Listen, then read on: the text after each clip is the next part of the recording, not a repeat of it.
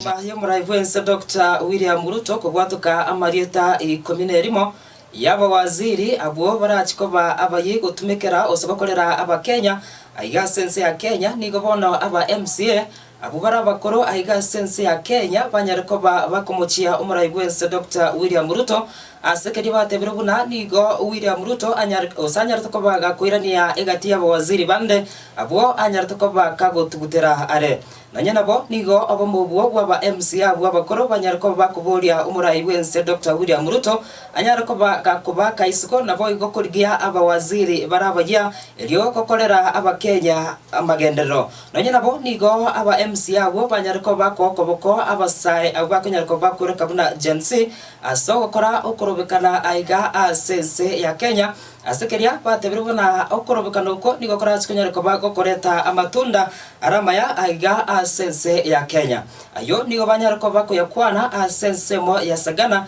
ime ye county ya Muranga. Appointment. It is clear, and we want to say that there is no rationale to have dismissed all the cabinet secretary and later on to also bring back the same people in another form. We want to say that we want to be involved in selection of leaders and people who are running important department in this country. It is the country, and this country belongs to the sovereignty of the people. It is the people who are supposed to run this country. So we want a leadership that is accountable, a leadership that is embracing governance, a meritocratic kind of leadership that considers experts in their way of governance.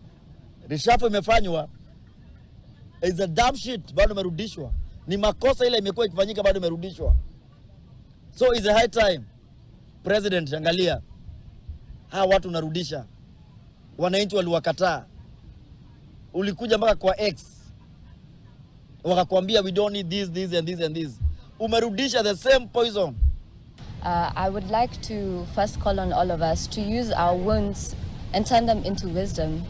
And in this, bring that heart and bring the intuition to listen to the people in front of us telling us what it is they aspire to do to us, and especially him.